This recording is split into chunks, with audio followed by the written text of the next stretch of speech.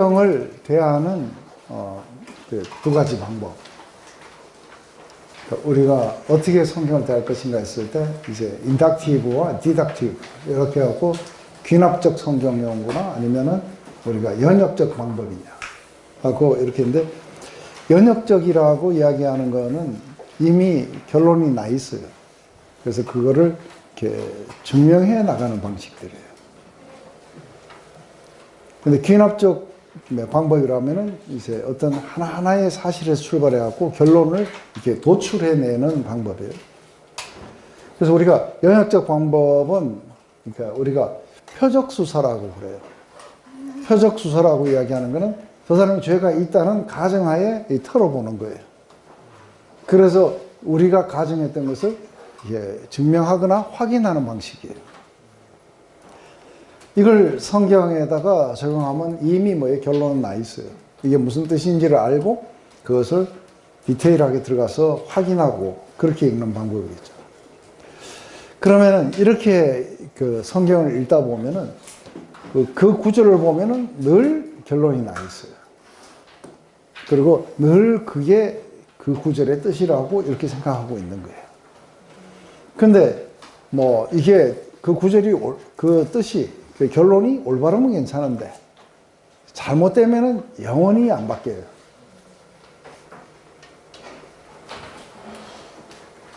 그래서 새로운 어떤 뜻, 의미 이런 것들을 이렇게 찾기가 상당히 이제 어렵겠죠, 그죠? 근데 우리가 이제 제가 디스커버리 클래스를 한다든지 이럴 때는 사실은 연역적 방법을 사용해요. 왜냐하면 제가 가진 것을 증명하기 위해서, 제가 말하고 있는 이 내용들, 이것을 증명하기 위해서 성경을 이렇게 발췌를 해갖고 와요. 그렇기 때문에 사실은 연역적이라고 할 수 있겠죠. 그래서 새신자 교육이라든지 이런 걸 할 때는 성경을 같이 공부를 해갖고 결론을 도출하지는 않아요. 이미 나 있는 결론을 가지고 성경을 끼워 맞추도록 거꾸로 이렇게 들어가게 연역적 방법을 쓰겠죠.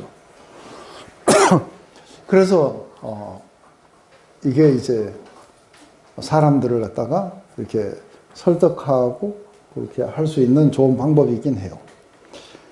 그런데 이제 그 문제는 뭐냐면 이 성경을 잘못 해석하고 있는 오류들이 상당히 많다는 거예요. 그러다 보면은 사실 진리에 도달하지 못하게 되겠죠. 그런데 이제 그 귀납적 성경 연구라고 이야기하는 건 뭐냐 하면, 그러니까 우리가 CSI나 이런 걸 보면은 이게 결론을 안 내리는 거예요. 어떤 것도 없이 면밀하게 조사하기 시작하는 거예요. 그래서 범행의 시간이 언제였는지, 그리고 어떤 방식으로 했는지 이러면서 하나하나 디테일 조사를 해갖고 마지막에 어떤 결론에 이르게 되는 이 수사 기법을 갖다가 이렇게 이야기해요. 그죠? 그래서 이걸 현장 증거 분석이라는 이 방식을 우리가 성경에다가 우리가 적용하게 되면 어떻게 돼요? 성경에 다갔을 때 우리의 기존으로 알고 있던 그런 것들 이거 다 없애야 돼요. 이게 다 없애고 또 이렇게 하다 보면은 우리가 말씀을 어비주하는 경우들도 많아요. 내가 새 일을 행하리니. 이미 새 일을 다 경험하고 나서도 성경에서 말하는 새 일은 이미 경험하셨어요. 그런데 또 새 일을 행하리니 하고 이 성경에서 말하는 거 말고 딴 거 또 행하는 걸로 착각할 수도 있어요. 그래서 이게 말씀을 갖다가 잘못 이렇게 어비주를 해서 이렇게 잘못 쓸 수도 있겠죠. 그래서 우리가 그런 어떤 고정관념, 무슨 이미 내려진 결론, 선지식 이런 거를 전부 다 배제하도록 그렇게 이야기를 해요. 그래서 늘 처음 보는 것처럼. 그래서 우리가 기도도 그래요. 기도도 우리 안에 있는 것들을 위로 올려보내면은 우리가 기도에서 성장을 못해요. 자기가 강화돼요. 마찬가지로 성경도 자기 안에 있는 걸 가지고 계속해서 보기 때문에 성경을 많이 보는데 어떻게 돼요? 밥 달래요. 알았어.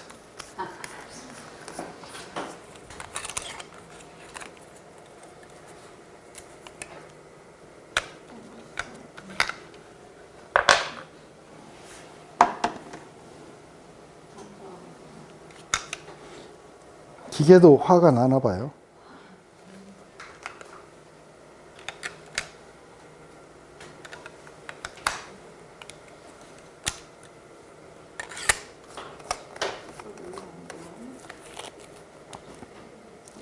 네. 그래서 우리가 들어야 돼요, 그죠? 열려가지고 그 보여주는 걸 보고 이렇게 우리가 이렇게 성장을 하게 돼 있어요.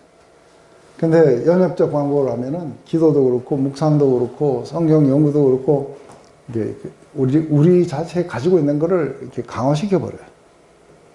그것 때문에 사실은 새롭게 뭔가를 이렇게 묵상을 한다든지 이럴 때는 상당히 제가 볼 때는 안 좋은 방식이에요. 연역적 귀납적으로 해야 이제 그 말씀이 내게 말하고 관상적 태도라는 게 바로 그런 거예요. 관상적 태도라는 건 모든 것들이 보여주는 대로 그대로를 내가 보는 것이지 내가 뭔가를 투사해서 보는 건 아닌 거예요. 그래서 저는 귀납적으로 우리가 성경도 보고 묵상도 하고 이렇게 해야 맞다고 그렇게 생각이 들어요. 근데 우리가 그렇지만 이제 초신이다라고 같이 이렇게 할 때에 그때는 우리가 이미 우리가 도출해낸 그 결론을 가지고 성경을 이렇게 끼워 맞추고 그래서 우리가 가로에 해갖고 또 성경 몇 장 몇 절 해갖고 채워넣기 뭐 이런 것도 해요. 그건 그 사람들이 이제 자라가는 과정 속에서 그 어쩔 수 없이 우리가 영역적으로 하지만 우리 자체가 하나님과 교제를 나누고 또 우리가 하나님께로 배우고 이러려면은 이렇게 귀납적으로 해야 된다 하는 것이겠죠. 그래서 이 묵상 방법은 아주 적은 분량을 가지고 아주 면밀히 관찰하는 거예요. 그리고 스스로 자문자답 하면서 추리와 논리, 상상 이런 것들을 사용하게 돼 있죠. 그래서 면역적인 것은 이 결론의 그 증거가 될 만한 그런 거에만 이게 초점이 가게 돼요. 그런데 이거는 그거를 제외해 버렸기 때문에 이제는 모든 것들이 다 하나하나가 다 중요하게 돼요. 이렇게 해야 이제 묵상도 좀 생동감이 있게 되고 그렇게 되겠죠. 이제 너무 이렇게 제가 항상 이렇게 앞뒤 구절 정도는 우리가 살펴봐야 된다. 제가 이번 숙제에 뭐라고 했어요? 이거 전편 지난주에 했던 거에 대답의 연속입니다 하고 이야기했어요. 이렇게 끊어버리면 요거는 이제 완전히 딴 게 돼버려요. 그렇게 하는 우를 범할 수는 있다는 거예요. 그래서 지금 예수님이 전체적으로 쭉 답변해 가시는 과정 중에 하나라는 것을 항상 염두에 둬요. 그러면은 우리가 너무 이렇게 숲을 보지 못하고 나무만 보려고 하는 여기에서부터 좀 더 이렇게 벗어날 수 있을 거라 봐요. 근데 지금 이제 묵상이 좀 잘 안 되신다. 해보려고 하니까 관찰도 잘 안 되고 관찰 질문 10분이면 된다 그랬는데 저는 시간 많이 썼어요. 해가지고 까똑하신 분들도 계시고 하는데 왜 그러시냐면요. 굉장히 많은 것들을 이렇게 직관적으로 받아들이는 그런 어떤 성향이 많으신 분들이 이렇게 자세하게 보는 게 좀 잘 안 돼요. 그래서 그냥 척 보면 압니다 이래야지 자세하게 봐서 이런 거는 조금 약간 어필을 하지 않게 되는 것이죠. 그래서 대체적으로 제가 딱 보면은 그 질문 만들고 이런 걸 어려움을 겪는 사람들 보면 딱 보면 알아요. 아, 이분들이구나. 그런데 이제 우리가 둘 다 있어요, 사실 안에. 둘 다가 있는데 하나는 센스고 하나는 직관이에요, 그죠? 근데 직관을 많이 사용하셨기 때문에 그 성향을 많이 나타내요. 그렇지만 센스를 사용하시면은 이게 안 되는 건 아니에요.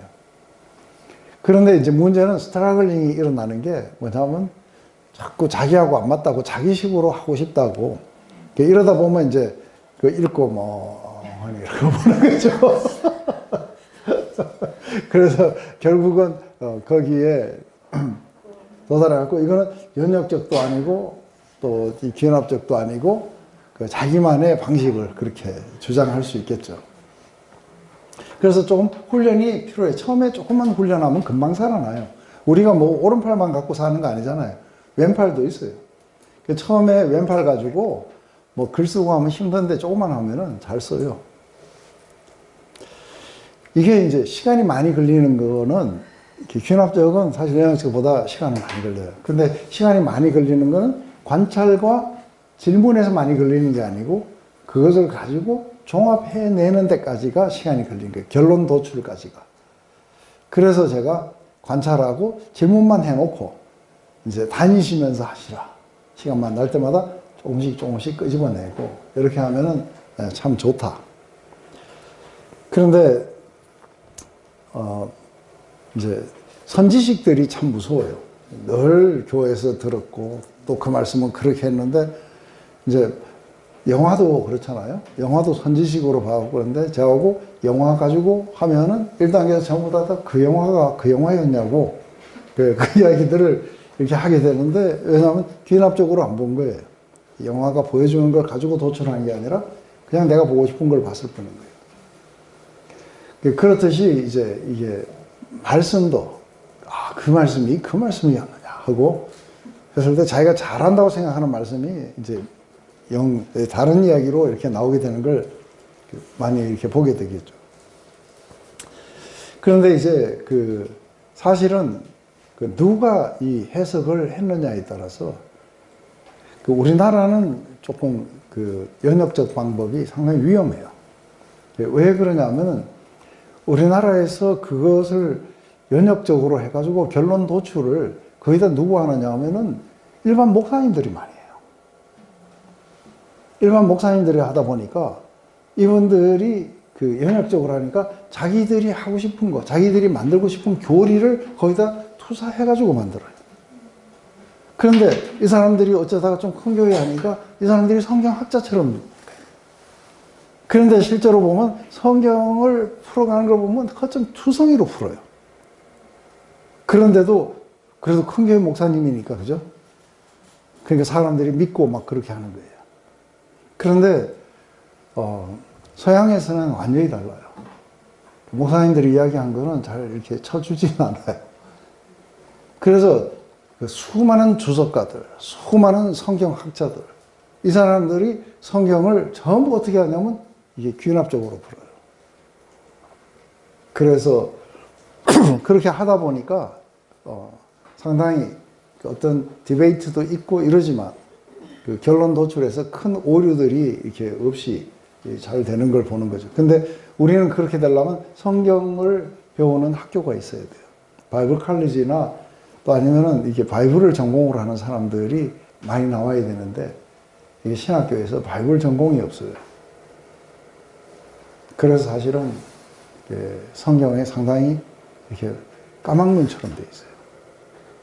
그래서 성경을 강의한다고 푸는 걸 이렇게 보면은 이게 많이 이게 오류들을 많이 범안을 하는 이유가 뭐냐면 근데 요즘에는 조금 나아요. 왜냐하면 요즘에는 이제 공부하고 돌아온 사람들이 많이 있더라고요.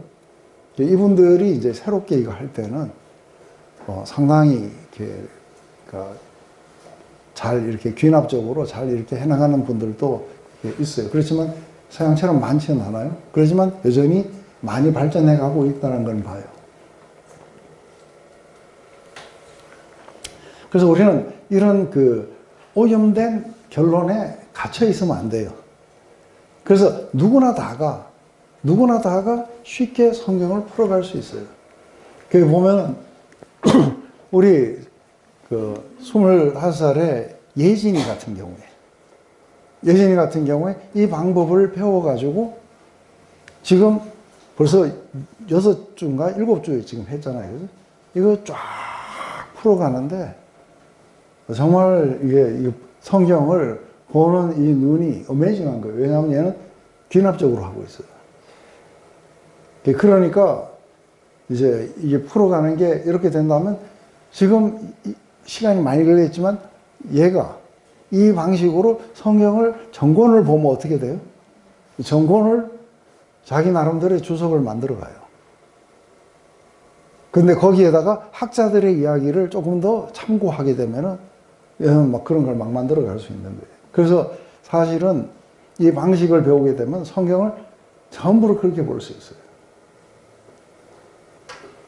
좋죠? 네. 또 어떤 분은 꿈 같은 이야기다 이렇게 생각하시는 분도 계시는 줄 알아요. 네. 그래서 이게 성경을 묵상할 때 성경 공부든 묵상이든 제일 중요한 게 내용이 뭔지를 알아야 뭐 묵상을 하든 연구를 하든지 하죠. 그 내용을 제대로 안 보고 할 수는 없으니까 관찰이라는 게 굉장히 중요한 거예요. 근데 사람들이 이 관찰을 갖다가 이렇게 대충 해버려요. 그렇게 하면은 영 다른 걸 가지고 묵상할 수 있겠죠. 그래서 이거는 그 본문을 파악하는 과정이기 때문에 굉장히 세심하게 세부사항에 집중을 해줘야 돼요. 그런데 이제 세부사항을 집중하는 훈련을 잘 안 하다 보니까 몇 번을 읽었는데도 이게 뭐 흘려버려요. 그런데 조금만 집중이 되시기, 이제 조금만 훈련이 되시면은 제가 볼 때는 한번 싹 읽어도 눈에 다 들어와요. 그런데 이것에 대한 그 장점, 최고의 장점, 이건 뭔지 아세요? 다른 사람을 상담해 줄 수 있어요. 왜요? 내담자가 무슨 이야기를 해도 다 들어와요. 보통은 안 들어요. 자기 대답 말할 거 생각하고 있고 판단하고 있고 이래요. 그런데 귀납적으로 했기 때문에 판단도 사라졌죠. 모든 걸 관찰하고 있죠. 그죠? 이 사람이 무슨 말을 하고 있고 그 왜 이런 말을 하고 있는지 이렇게 해갖고서는 자기도 모르는 사이에 제가 상담을 배워보지도 못했고 이런데 나는 어떻게 상담을 할 수 있었는지, 왜 사람들은 찾아와서 상담을 원하고 나는 전문 상담자가 아닌데, 그러면서 참 신기했었어요. 그런데 나중에서야 알았어요. 아, 내가 이 성경을 보는 방식이나 이런 모든 것들이, 저는 성경만 그렇게 보는 게 아니고 영화도 그렇게 보고 이제 이렇게 하다 보니까 사람들이 말할 때도 슬쩍슬쩍 스쳐 지나가는 것도 이게 이렇게 걸려요. 이게 지금 반복되고 있구나. 지금 아까 얘기했던 것과 뭐가 했고, 그러니까 이거는 별 문제가 아닌데요 이러는데 이 사람이 이게 굉장히 별 문제구나. 그러니까 이런 것들이 이렇게 오는 이유가 뭐냐면 이게 관찰이에요. 그죠? 상세하게 듣고 상세하게 이거 하고, 그래서 이 과정은 굉장히 이렇게 중요하게 돼요. 근데 많은 사람들이 이제 안 되는 이유가 처음 읽으면서 벌써 해석하고 있어요. 그래서 해석이 어려운 부분들은 약간 피하려고 그래요. 그러면서 이거는 이제 그 다음 단계에서 해야 되는 거를 미리 막 당겨갖고 하는 거예요. 그런데 직관으로 하신 분은 저 뒤에 제일 나중에 해야 되는 걸 관찰하면서 벌써 하고 계세요. 근데 그게 순간적으로 일어날 수는 있어요. 이게 꼭 순서대로 되는 건 아니에요. 이게 막 섞여갖고 일어날 수는 있어요. 그렇지만 이게 그냥 일어난다면 감사하죠. 근데 그게 아니라 실제로 이 방법을 배워가는 데 있어서는 이 단계들을 거치시는 게 좋다고 이야기하는 거죠. 그래서 참 저도 이 견합적 성경 연구 이거 배울 때 뭐 많이 하셨죠. 핵심 단어 뭐 반복되는 거. 근데 거기서는 그렇게 큰 도움을 받는 것 같지는 않거든요. 저한테도 혹시 그러시는 거 아니에요? 그래서 뭐 거기에서 저는 뭐 대조 대비 또 뭐 한국말로 다 모르겠다고 희한한 그런 것들 다 배웠어요. 그러면서 어떤 틀에 같이 있었던 것 같아요. 그 틀에 갇히면 안 돼요. 근데 그것을 갖다가 알고 잊어버려야 돼요. 그러고서는 면밀히 관찰해야 돼요. 그런 방식으로. 근데 제가 언젠가 한번 갈라디아서를 자기 말로 써봐라 하고 한번 숙제를 내준 적이 있었어요. 근데 자기 말로 쓰면 다 이해를 해야 이게 자기 말로 쓸 수 있어요. 안 그러면 자기 말로 못 쓰고 그냥 원본 뺏길 수밖에 없어요. 그래서 자기 말로 이걸 써보게 되면 자기가 얼만큼 이해했는지를 이렇게 알게 돼요. 하여간 제일 중요한 거는, 관찰에서 제일 중요한 건 뭐예요? 정확성. 정확하게 뭐가 써져 있고.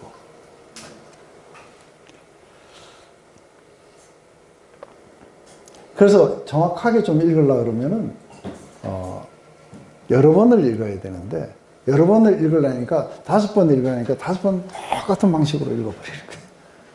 그러니까 똑같은 걸 똑같이 미스하고 막 읽는 거예요. 그리고 나중에 끝나고 나면 5번 끝나고 나면 똑같은 것만 봤어요. 그 방식으로 이렇게 하지 마시고 어떤 때는 한번 읽어보세요. 소리를 내서. 읽어보시면은 약간 그런 게 와요. 저는 오늘 사실은 이사야서 오늘 이거 강의하면서 몇 번을 제가 읽으면서 했잖아요. 읽으면서 하니까 몇 번을 갖다가 울컥울컥하고 감동이 일어나고 그랬는지 몰라요. 그러니까 이게 소리내서 한번 이렇게 읽어보면 하나님이 직접 말씀하시잖아요. 그죠?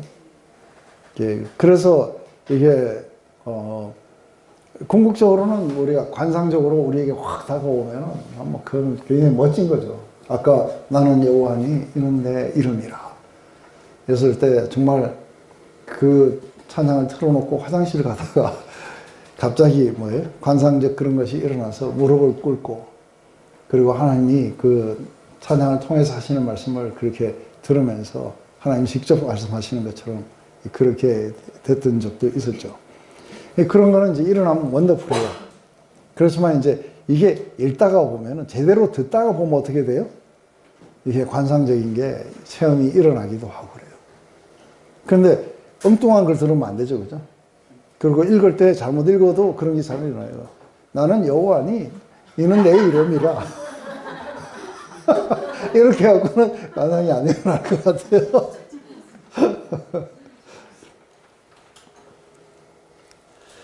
이렇게 선입견을 지우려고 하는 제일 좋은 방법은 육가원칙이에요. 언제 어디서 누가 무엇을 어떻게 해. 하고 마지막에 질문은 왜 이렇게 만드는 거죠. 이게 자세하게 살피는데 많은 도움을 줄 거예요. 근데 또 가로넣기 식으로 하면 안 돼요. 언제, 그러니까 언제더라 이렇게 해놓고 누가, 그러니까 이런 식으로 하는 게 아니라 이게 때가 어느 때였구나 하고 이렇게 이야기를 하는 거예요. 그리고 지금 여기에 누구누구가 나오는지 이렇게 질문한 사람은 누군지 이런 식으로 이걸 안 해보고 누가 그러면 가로넣기 식으로 이렇게 하는 거는 별로 큰 도움은 안 될 거예요. 질문은 왜 하는가 했을 때 질문은 이제 보이는 것, 관찰은 보이는 것들이에요. 질문은 보이지 않는 비하인드로 넘어가는 거예요. 그래서 그 뒤에 흘러가는 이 뜻들, 의도들, 이 진리들 이런 것들을 찾기 위해서 우리가 사실은 질문하는 거예요. 이건 왜 이렇게 말하는 거지? 왜 이런 것에 이렇게 대응을 하실까? 이런 것들이 이제 우리가 실제로 스스로 이렇게 자문자답을 해볼 수 있는 거죠. 그런데 이제 전혀 관계없는 그런 어떤 그러니까 그때를 좀 이렇게 하시는 분들도 많이 계세요. 그래서 이건 별로 도움이 안 되는 질문들을 이렇게 많이 해서 질문을 위한 질문도 있고 또 어떤 것은 본인이 알고 싶은 질문을 또 이렇게 하세요. 그건 좋기는 한데 지금 묵상에서는 이제 우리가 좀 더 왜 이런 것을 사용하실까 해갖고 그분이 말하고는 메시지의 핵심 포인트가 뭔지도 알고 싶고 그렇게 말씀하시는 의도라든지 그분 안에는 마음 안에도 들어가 보시고 인간들의 그런 의도나 마음 안에도 들어가서 이게 지금 이들은 왜 이렇게 행동하고 왜 이렇게 질문을 하고 있고 왜 이렇게 말하고 있는지 이런 것들을 아는 이 두 인간과 그 등장의 인물들의 그 의도, 뜻 이런 것들을 좀 더 알기 위해서 질문을 하는 것이 좀 더 좋은 질문들이라는 것이죠. 이렇게 들어가다 보면은 이제 인간들 마음 안에 우리가 발견하는 것들은 상당히 우리가 많이 이렇게 우리하고 동의를 할 수 있어요. 우리도 그런 것이 있어요. 그런데 예수님 안에는 또 우리가 없는 것을 많이 가지고 계세요. 그죠? 그분의 인격, 그분이 대하시는 태도라든지 이런 모든 것들은 상당히 우리가 닮고 싶은 것들이죠. 그래서 그것을 우리가 보면서 우리가 그 주님에게 마음이 끌리고 그리고 사랑하게 되고 그럴 거라고 봐요. 그래서 질문을 할 때 우리가 이 묵상의 목적은 뜻풀이를 하기 위함이 아니다. 묵상의 목적은 뭐예요? 사랑할 재료를 얻기 위함이다. 사랑의 깨달음을 얻어서 주님을 더 깊이 사랑하기 위함이다.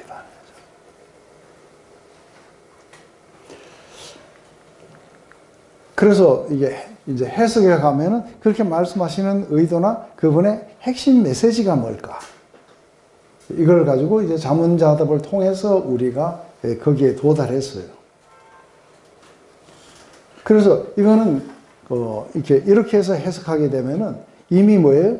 우리는 그 자세한 디테일한 내용들이 있어요. 디테일한 내용을 가지고 스스로 자문자답을 했어요. 그죠? 그러면서 그 답을 끌어내려고 하는 이게 이제 나오는 이 답이 뭐예요? 이게 귀납적적 결론이에요. 내가 이걸 해서 끌어낸 이 답인 거죠. 이렇게 되는 것은 굉장히 중요한 게 성경을 자세히 그렇게 받고 성경에서 주는 많은 인포메이션을 가지고 우리가 논리와 그런 어떤 그 지성과 상상을 사용해 갖고 추론해서 만들어 왔기 때문에 이것은 굉장히 그 뭐랄까 우리에게 실제 퍼스널한 거고 우리 자신이 어디서 들은 게 아니라 우리 자신이 도출한 거기 때문에 굉장히 여기에 하나님의 역사나 아니면 조명이나 빛이 비춰주면 어떻게 돼요? 우리는 이런 것에 도달한 것에 대해서 굉장히 이제 기뻐하게 될 거라는 거죠. 그러면서 말씀이 막 살아서 이렇게 움직이는 것처럼 그렇게 오게 될 거라 봐요. 이렇게 해서 이걸 생각하실 때 제발 집에서 한 자리에서 다 하지 마시고 가지고 다니시면서 꼭 하시라고 권해 드리는 거는 그래서 저는 처음에 그 1단계 때 그렇게 하라고 막 많이 그랬어요. 그래서 하나를 가지고 다니시면서 하루 종일 다니시면서 그렇게 해보시라. 그러면은 이게 5분이 10분 뭐 1시간 다 합치면은 불과 이게 뭐 1시간이 안 된다 치더라도 대단한 거예요. 왜요? 이거를 나눠가지고 쉴 때마다 했기 때문에 하루 종일 하나님하고 지냈어요. 그러니까 이것은 또 다른 그 솔리튜드의 효과들이 나타나기 때문에 필히 해보시라고 이렇게 하시는 것이 그냥 누워가지고 침대에 누워서 하셔도 돼요. 하시다가 너무 사랑하시면 또 주무시도 돼요. 그러다가 또 우리가 그 어떤 결론에 도출하게 되면은 그 우리가 이런 것들이 하게 되면은 어떻게 돼? 그다음부터는 좀 속도가 빨라져요. 이걸 지금 여기까지 하려고 한 게 아니에요. 여기까지는 이제 준비 운동이에요. 그럼 이제 진짜 사랑 안에서 하나님을 만나러 가야죠. 그죠? 아직 기도 들어가지도 못했어요. 그럼 그 뒤에 직접적인 경험을 하기 위해서 기다리고 이런 거는 아직도 경험도 못했어요. 그죠? 왜냐하면 관찰이 안 돼가지고. 1단계 관찰에 묶여버렸어요. 질문도 잘 안 되고. 해석은 그냥 이게 어렵다고 이렇게 할 수가 있겠어요. 상상은 우리가 그래요. 뭐 설명을 100번 하는 것보다 100문이 불여일견이다. 한번 보면은 설명이 필요 없어요. 그죠? 그러듯이 한번 경험하면은 설명도 필요 없어요. 근데 상상은 그것을 갖다가 이렇게 체화시켜 주는 과정이에요.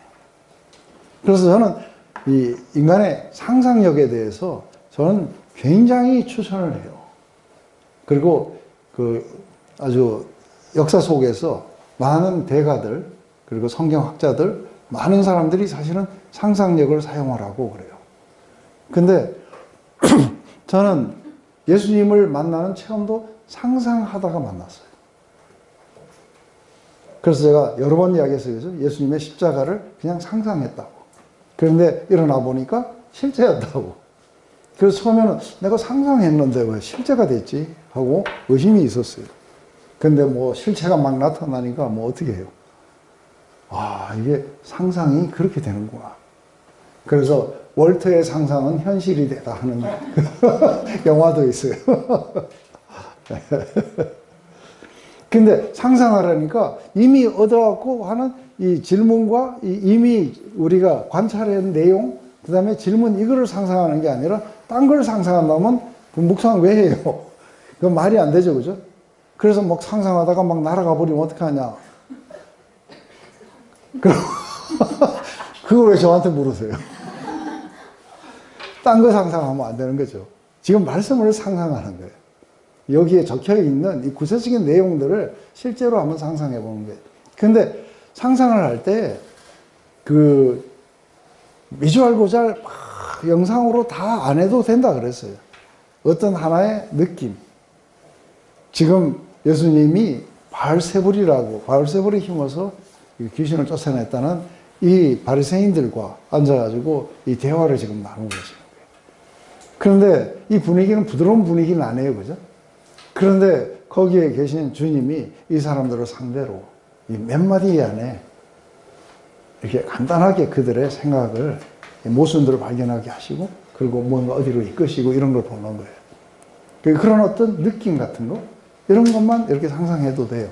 그러다 보면은 그게 실제로 이렇게, 아니죠. 여기 있는데 뭐 떨어지는 소리가 나가지고.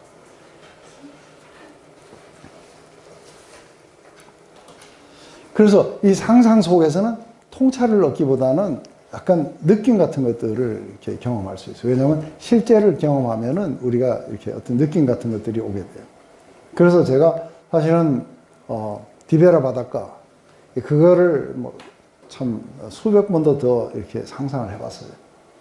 그런데 정확한 디테일을 상상한 게 아니라 바로 그 어떤 느낌을 상상했어요.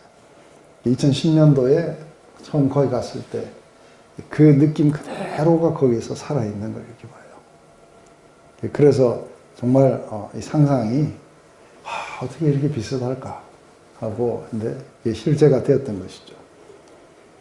18년도에 갔을 때는 제가 인도하느라고 저 상상하고 이런 것도 못하고 사진 찍어주고 뭐 이런 거 하다가 이렇게 끝이 났어요. 그래서 저 때문에 좋았죠.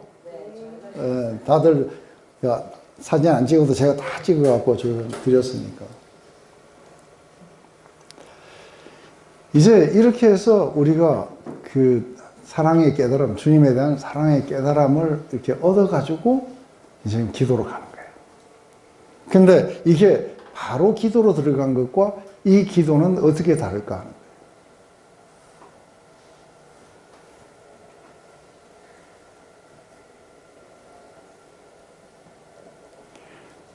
그냥 들어가면은 뭔 말을 해야 될지.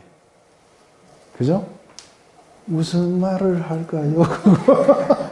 하고, 그러니까 뭐 그 자기 속에 있는 욕구도 나오고 막 이렇게 돼요.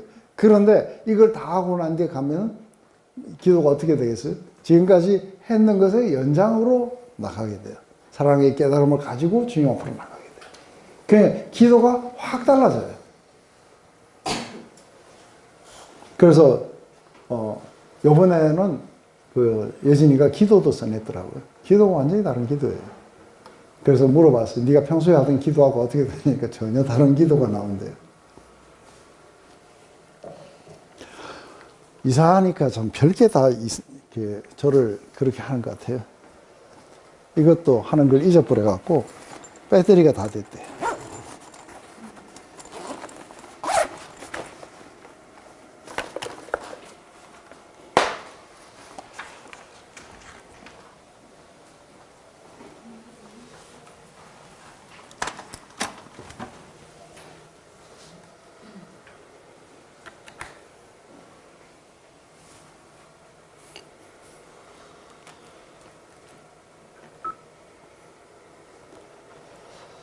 네, 이제 우리가 관찰부터 관찰에서 얻은 것을 가지고 이제 질문을 하고 또 이렇게 질문을 통해 가지고 우리가 답을 얻게 되고 이거 속에서 전반적으로 우리는 그 사랑의 깨달음을 얻는 것을 목적으로 한다.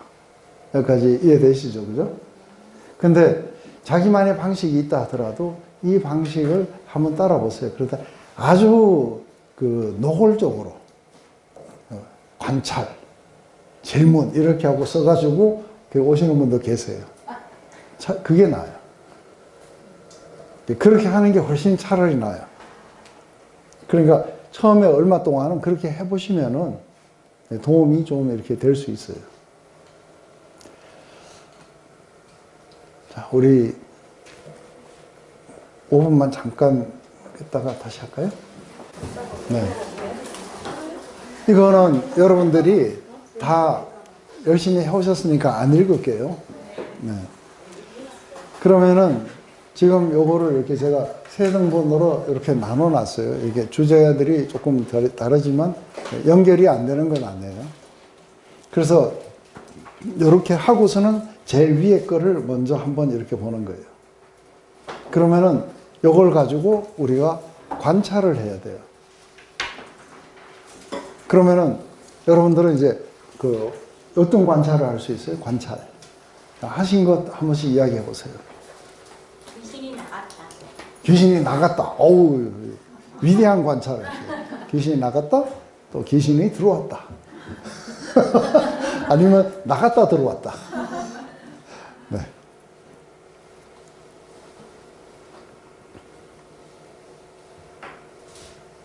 이거는 실화예요, 예화예요? 예. 실화요? 아니요, 예화예요. 지금 예화를 드셨다는 거예요. 그런데 이 예화를 지금 드실 때에 그 예수님이 지금 만드신 거예요. 그죠? 이 예화라는 거.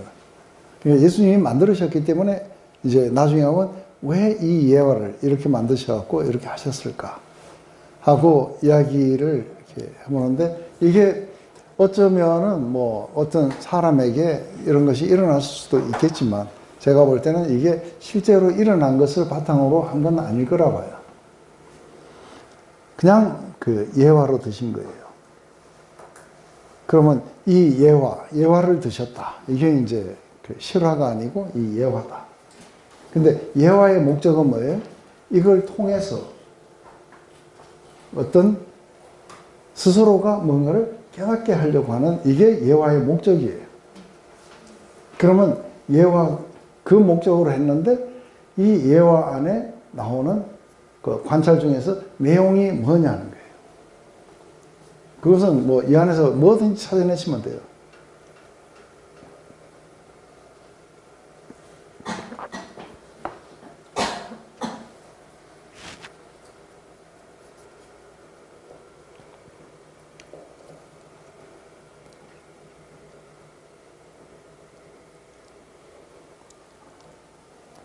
귀신이 남의 집을 갔다가 내 집으로 돌아간다.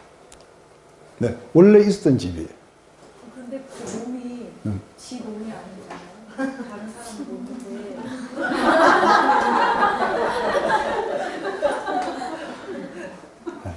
근데 이 예화의 그 포인트가 뭐냐를 알기 위해서 이걸 해야 돼요. 근데 포인트를 알기 위한 게 아니고, 자기가 엉뚱한 것을 붙잡게 되면은 시간을 전부 소비해버리게 돼요.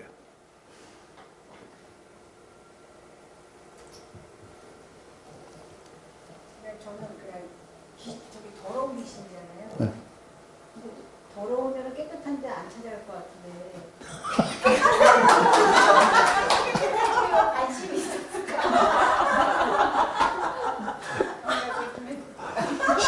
실화가 아니라 그래서.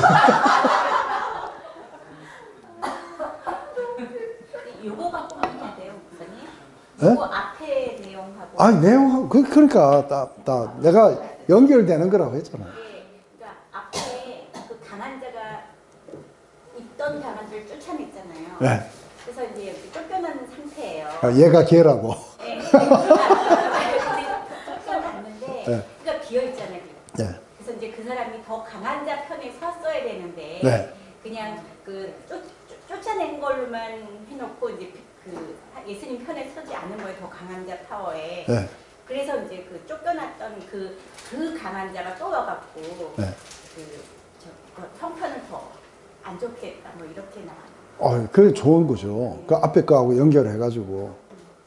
그러니까 지금 이 예화에 이제 이걸 했을 때 지금 이제 아까 아까 쫓겨난 그 강한 자가 아니라도 괜찮아요.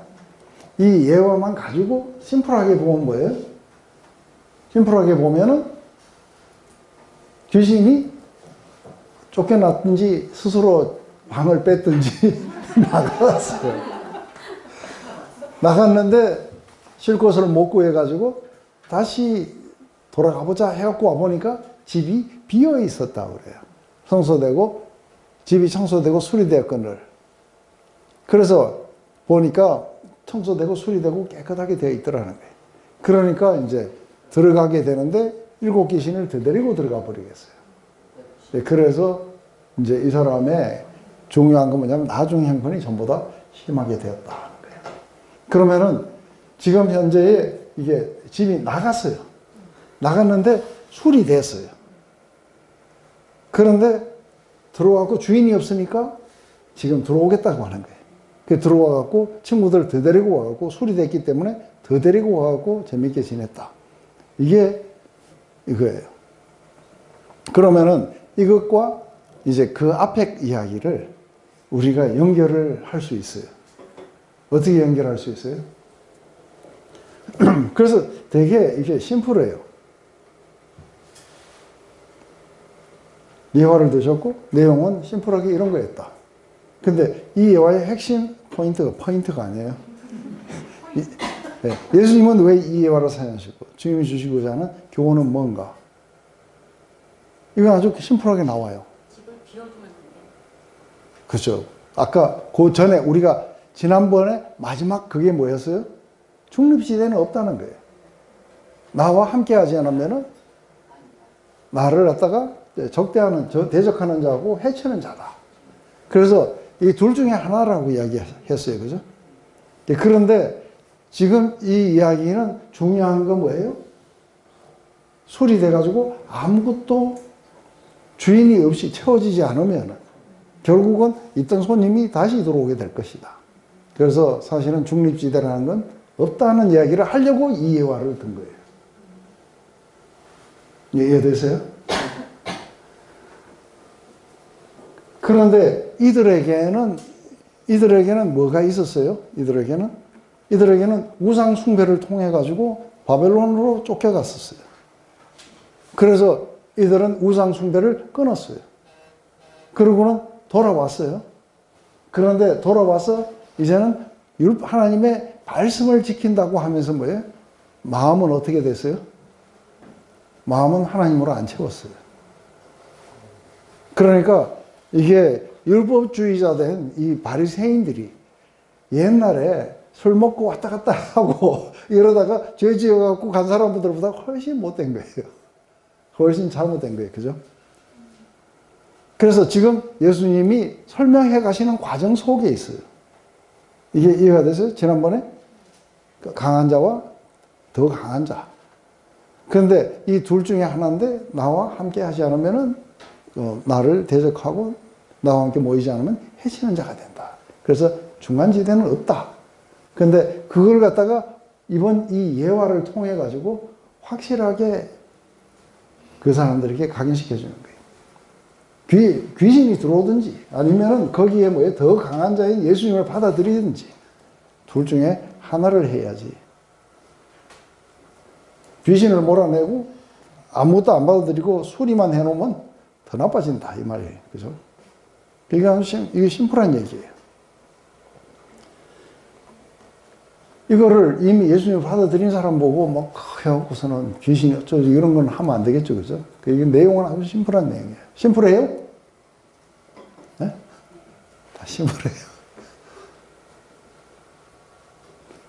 심플하다고 다들 대답하셨어요.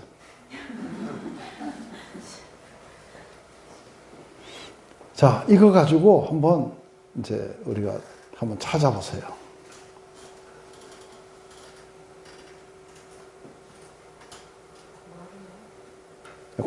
관찰하고 질문 한번 찾아보세요. 한 3분씩 해갖고 한번 해보세요. 3분씩. 어떻게 하시든지 3분씩 한번 해갖고.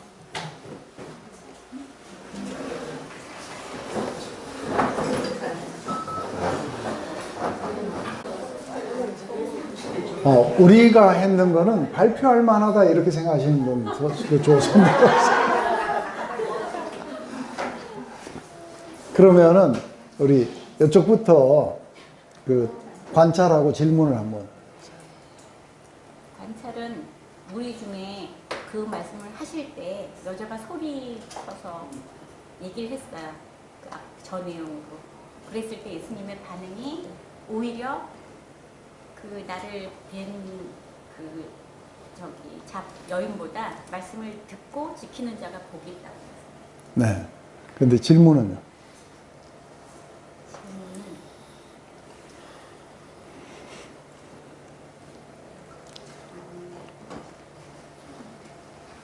어머니라고 안 하고 된 태와 먹인 젖이라고.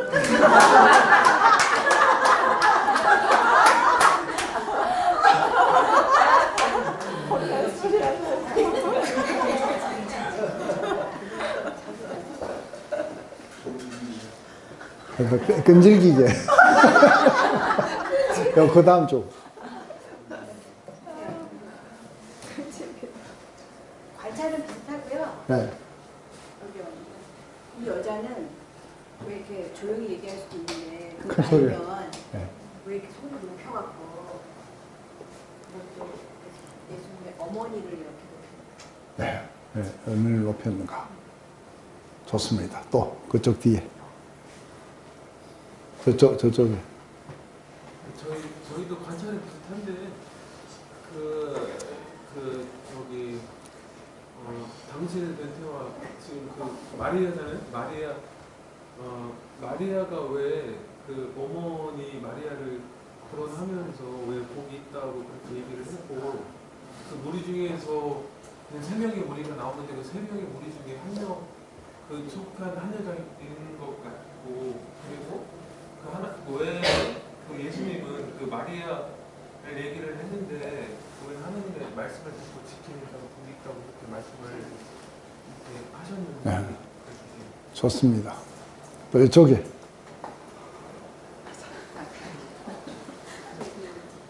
우리 중에 한 여자가 소리를 높여서 얘기했잖아요. 근데 저런 고백을 할 수 있다는 건 혹시 그 여자가 메시아인 줄을 알았을까라는 질문을 한번 해봤고요. 여인은 그런 메시아에 대한 어머니가 복이 있다고 얘기를 하지만 예수님은 말씀을 지키는 자가 복이 있다고 했잖아요. 그 부분 감찰했고, 그리고 저는 여인에 대해서는 그냥 몇 가지 질문을 했었는데 이 여인이 말씀을 듣는 중에 예수님의 말씀을 듣고 믿음이 생겼나? 그리고 저런 고백을 했을 때는 이 사람이 정말 메시아구나 하는 그런 생각을 했었나? 이런 질문을 좀 했었어요. 네. 좋습니다. 뒤에. 저희는 비슷한 얘기인데 그 세상의 복과 하나님의 복이 이렇게 지금 그렇지. 네. 그러니까 저 여자는 저런 어떤 그 예수님을 통해서 비춰진 그걸 보고 이렇게 똑똑한 사람 보면 엄마는 참 복 많겠다는 식의 그 세상적인 복을 생각했는데 네. 그래서 하나님은 다른 세상에 네. 네, 좋습니다. 근데 다들 지금 이제 이렇게 해 가시는데 중요한 거는 뭐냐면 이 본문에 집중하지 않는 질문이나 관찰들도 있을 수 있어요. 지금 우리는 이 본문을 가지고 하는 거예요. 그죠? 그래서 이게 그 귀납이라는 거는 이게 지금 뭐라고 하고 있는지를 우리가 듣는 거예요. 그러면은 때가 어느 때냐면 예수님이 지금까지 바알세불 그 논쟁을 해가지고 여기까지 왔어요. 근데 여기에 도달하자 갑자기 여자가 그 예수님의 그 대답과 말씀을 제대로 이해했기 때문에 지금 소리를 높여서 그 예수님을 높여드리고 싶은 거예요. 그죠? 그 당신과 같은 그런 아들을 낳은 그 어머니가 복이 있도다 하고 이렇게 이야기해 준 것은 지금까지 해왔던 예수님의 말씀을 듣고 이해했기 때문에 이제 그렇게 된 거죠. 그런데 예수님은 이렇게 했을 때 갑자기 왜 이제 이 여자가 자기를 이렇게 높여주고 있어요. 그런데 예수님은 그래서 글책하고 이러고 해야 되는데 그렇게 안 하고 오히려 하나님의 말씀을 듣고 지키는 자가 복이 있도다 하고 이 말씀을 이제 하신 거예요. 그러면 사실은 왜 이렇게 그러니까 어머니가 당신을 낳은 어머니가 복이 있도다 했을 때 그 어머니가 복이 있는 게 아니라 말씀을 듣고 지키는 자가 복이 있도다 하고 왜 이 말씀을 하셨을까? 이거에 대해서는 이야기 해보셨어요? 왜 예수님은 이 말씀을 하셨을까? 다음 이야기랑 연결된 거 아니에요? 그러니까 이제 그게 다음 얘기든 뭐든 예수님이 이렇게 말씀하시는 그 의도가 뭐였을까? 했을 때 이제 그 본인의 생각을 이야기하면 돼요. 본인의 생각은 뭐였어요? 그 뒤에 이제 니느웨 사람하고 네, 그 남방 여인은 얘기를 들었잖아요. 네, 근데 이 세대 사람들은 듣지를 않았거든요. 네. 그래서 여기서 저기 강조하고 싶은 건 듣고 지키는 자가 복이 있다는 거. 네.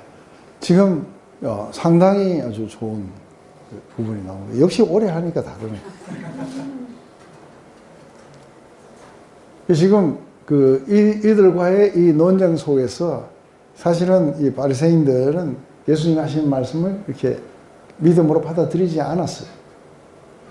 그런데 그렇기 때문에 이게 믿음으로 받아들이고 지키게 되면은 하나님 나라가 그들에게 임할 거예요. 그러면은 다시 귀신이 못 들어올 거예요.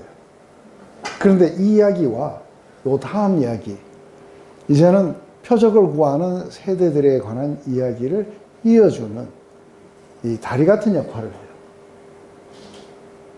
그래서 이제 듣고 받아들이는 게 훨씬 더 축복된 것이다 하고 이렇게 이야기를 하면서 듣고 받아들이지 않는 사람들의 이야기가 뒤에 또 나와요.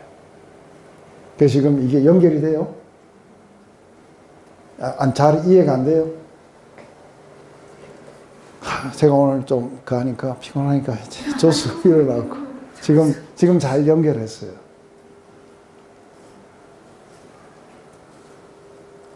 자신 있게 사나이답게 일어나서 한번 해보세요.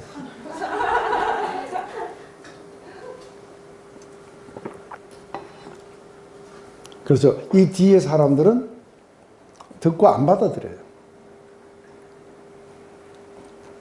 그 부류의 사람들이 이제 전부 표적을 구해요. 그거 안 받아들이는 거예요. 그런데 오히려 그것을 듣고 받아들이는 자들이 나를 낳은 어머니보다 더 복되다 하고 이렇게 먼저 선언을 하고 그 다음 이야기들이 이렇게 진행이 돼요. 그래서 이게 앞에 거하고 그들은 앞에 있는 사람들은 안 받아들였기 때문에 귀신의 힘을 입어서 쫓아냈다고 했어요. 그게 그 중간지대는 없다. 내 말을 받아들이든지 아니면 귀신의 지배를 받든지 둘 중에 하나밖에 없다.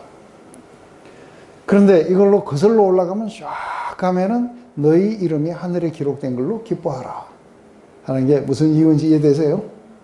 왜냐하면 그들은 듣고 믿었어요. 받아들였어요. 그게 기적이에요.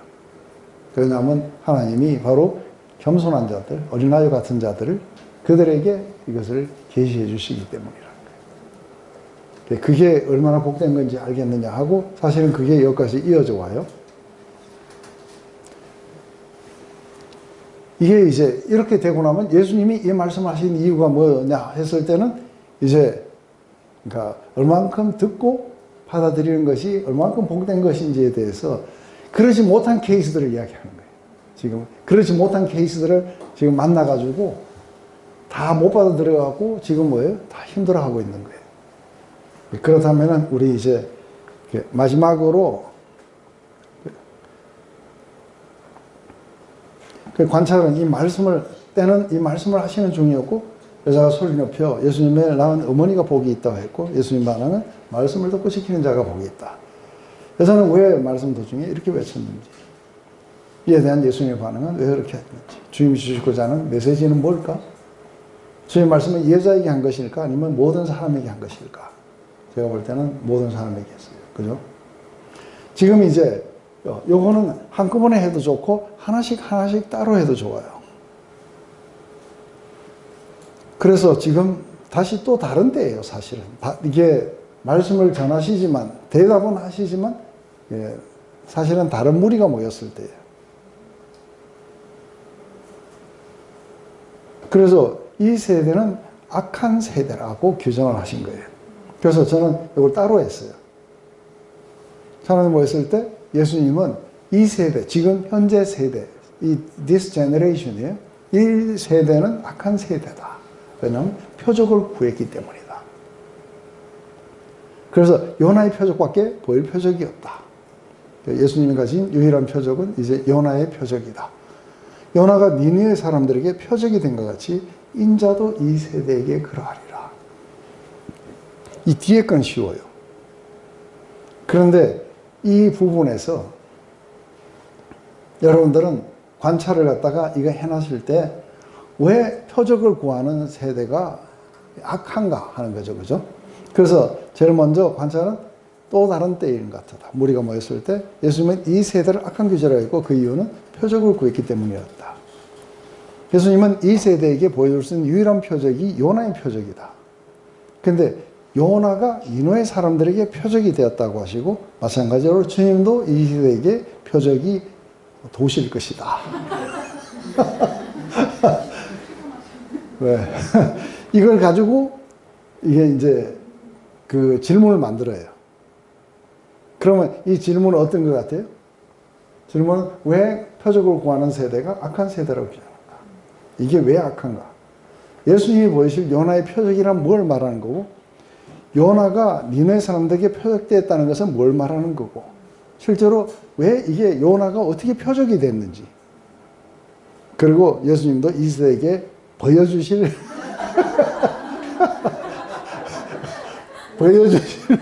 표적이라는 게 뭘까?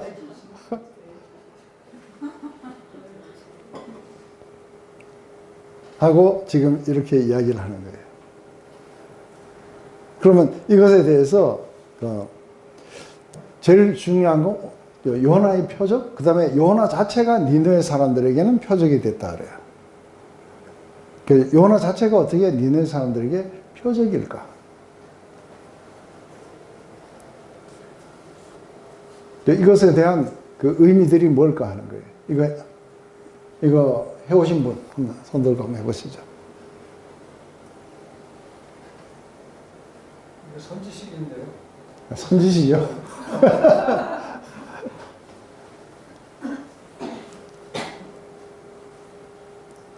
요나가 니느웨 사람들을 결국은 구원했죠. 아니, 그건 표적이 안 돼요. 그건 요나 자체가 어떤 표적이 돼야 돼요. 하늘로부터 왔다는 표적이 있어야 돼요. 고래 뱃속에서 네. 살아났죠. 네. 제 제물로 바치죠. 그 당시에 풍랑이 심했어요. 네. 그래서 지금 이제 요나가 표적이 됐다는 것과 예수님이 표적이 된다는 것, 이 세대에게 표적이 된다는 것은 이게 같은 방식이라 해야 돼. 그죠?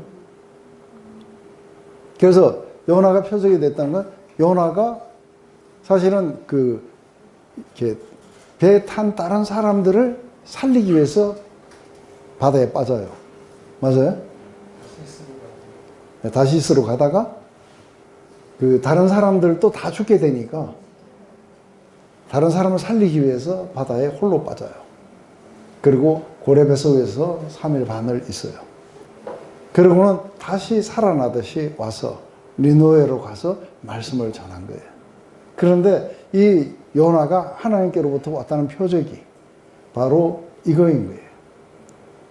다른 사람을 살리기 위해서 바다에 빠졌고, 그리고 고래 뱃속에서 3일 반을 있다가 다시 살아나서 이제 표적을 구하는, 이제 가서 말씀을 전했고, 니느웨 사람들은 그것을 하나님께로부터 온 표적으로 보고 말씀을 받아들였던 거예요. 그래서 요나가 그들에게 표적이 됐다. 그렇다면 예수님도 어떻게 하시겠냐 했을 때 예수님도 다른 사람의 죄에서 구원하기 위해서 자신을 그렇게 요나처럼 그렇게 희생하게 될 것이다. 그렇지만 3일 후에 다시 살아나셔서 이제는 성령으로 말씀을 그렇게 증거하게 될 때 사람들은 받아들일 것이다. 이미 굉장히 많은 표적이 있었지만 이게 표적으로 안 받아들였어요. 그래서 이게 표적을 보여달라는 것은 예수님을 시험했다고 했을 때 이 시험했다는 건 너희가 광야에서 그 음성을 듣거든 그때처럼 하나님을 시험하지 말라 그래요. 하나님을 시험하지 말라고 하는 그 의미는 뭐냐면 이게 믿음으로 안 받아들이고 또 다른 증거를 요구하고 또 다른 증거를 요구하는 건 불신의 마음들이에요. 그래서 예수님이 왜 표적을 구하는 자들에게 악한 세대라고 이렇게 규정을 하셨을까 하는 것에 대해서는 아직 이제 제대로 못 하셨죠. 그래서 이거는 사실은 이 뒤에 이야기 속에서 나오게 돼요. 왜 악한 세대라고 규정을 하냐면은 이 제너레이션은 다른 제너레이션들하고는 좀 달라요. 왜요? 다른 제너레이션에는 이런 분이 오실 거라고 이야기만 들었지 실제로 못 봤어요. 그런데 이 제너레이션은 실제 그분이 오셨어요. 그리고 이들에게 그렇게 말씀을 하신 거예요.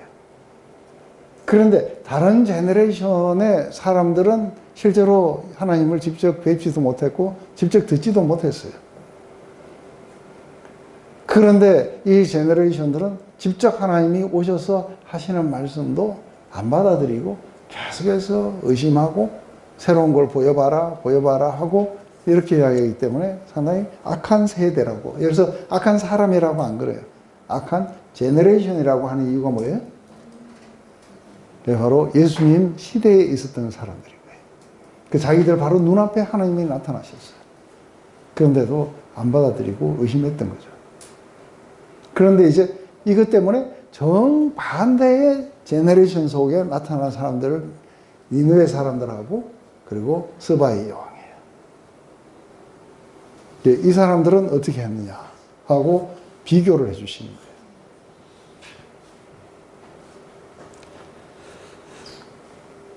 그래서 여기 보면 심판 때 남방 여왕이 일어나 이 세대 사람을 정죄한다. 그래서 그들이 정죄하는 것은 this generation이에요.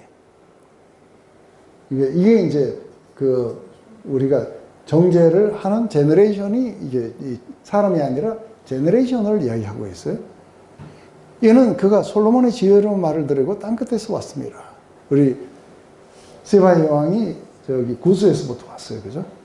그래갖고 솔로몬의 그 말을 들으려고 다윗의 아들 솔로몬인 거예요. 그런데 지금 솔로몬보다 더 큰 다윗의 아들이 있어요. 바로 예수님이 직접 오셔가지고, 그러니까 스바의 요한 같은 경우에는 그 제너레이션 사람들은 예수님을 갖다가 희미하게 포인트했던 솔로몬 같은 자들의 말을 듣고도 받아들였어요. 그런데 본체가 왔는데, 이 제너레이션은 본체가 왔는데도 안 받아들이는 거예요. 그러니까 이걸 받아들인 자들이 얼만큼 복되다는 걸 갖다가 아까 이야기했어요. 그죠? 솔로몬보다 더 큰 분이 오셔가지고 했는데도 이 제너레이션은 그렇지 않다는 거예요. 그렇기 때문에 누가 이 세대들을 정죄하느냐 하면 스바 여왕이 정죄하는 거예요. 왜요? 나는 희미한 빛을 보고도 받아들이는데 너는 본체를 보고도 왜 안 받아들였냐고 정죄하게 될 거라고 이야기를 하는 거예요.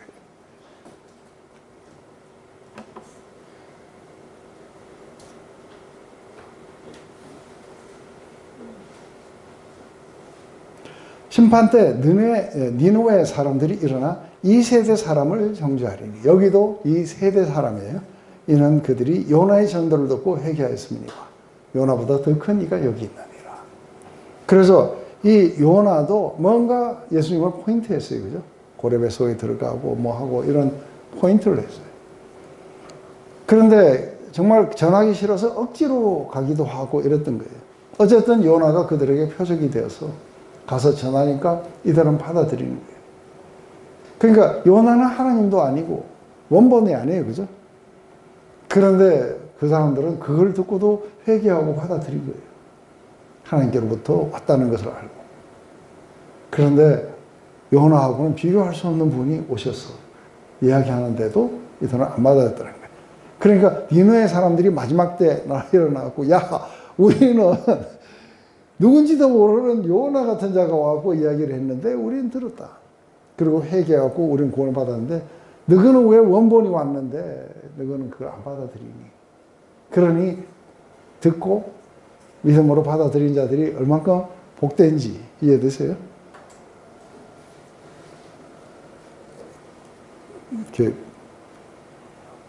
지금 예수님이 이 이야기를 전체적으로 이렇게 하시는 것은 지금 뭘 하고 계시는 거예요? 이제 이렇게 하고서는 전체를 가지고 예수님의 이게 성품, 인격 이 속에 들어가야 돼요. 악한 세대, 그리고 받아들이지 않는 세대, 이 세대들에게 지금 이들의 그러니까 잘못된 그 완악함들을 깨고 계세요. 맞아요? 이들은 희미한 빛을 보고도 했는데 이 제너레이션들은 보다 더 큰 이가 와서 해도 받아들이지 않는구나. 그래서 이들이 너희들을 정죄할 것이다. 그러면서도 어떻게든지 이들을 갖다가 하나님의 말씀을 듣고 받아들이는 자들이 얼마나 복된 것이냐. 그런데 거기에 그 양념처럼 여자가 소리를 질러갖고 이 말이 나와요.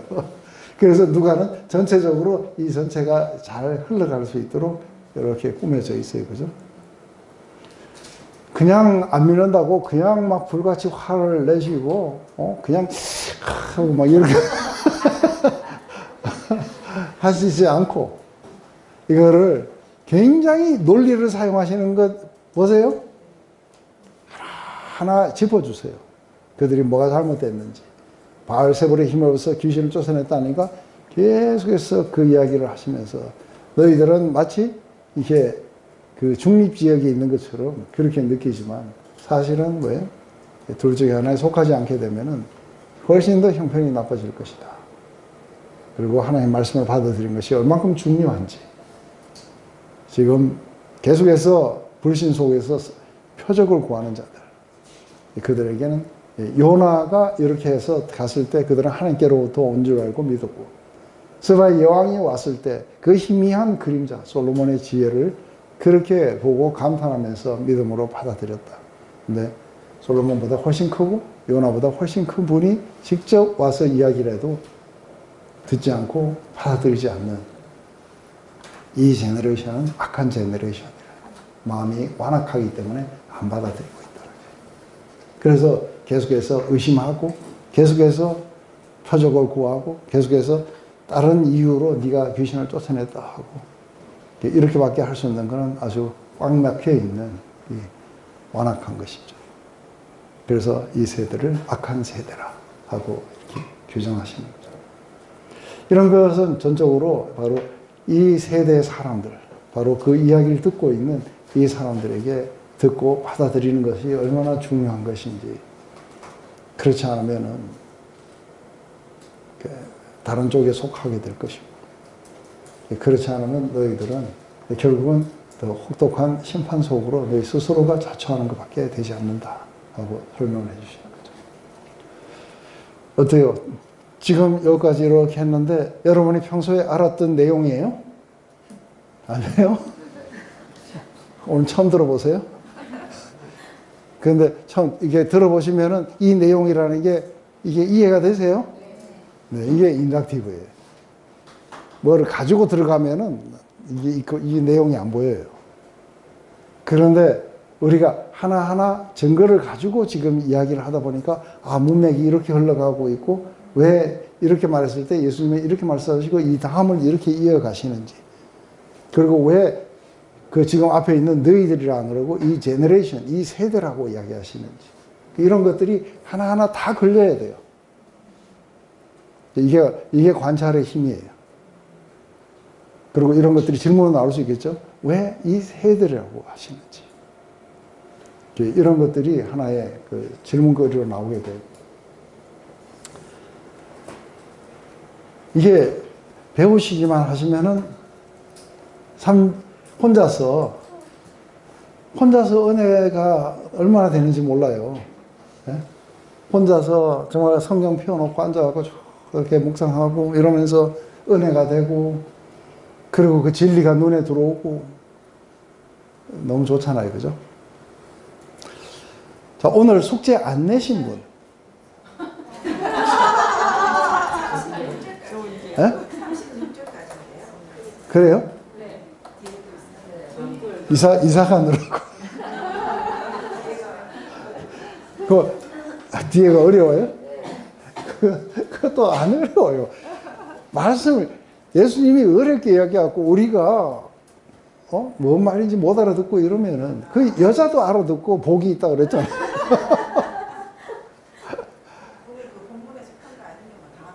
아니요, 그것도 다 연결돼요. 그 다음 구절이 저도 읽을 때마다 좀 이해가 안 됐던 부분은 네.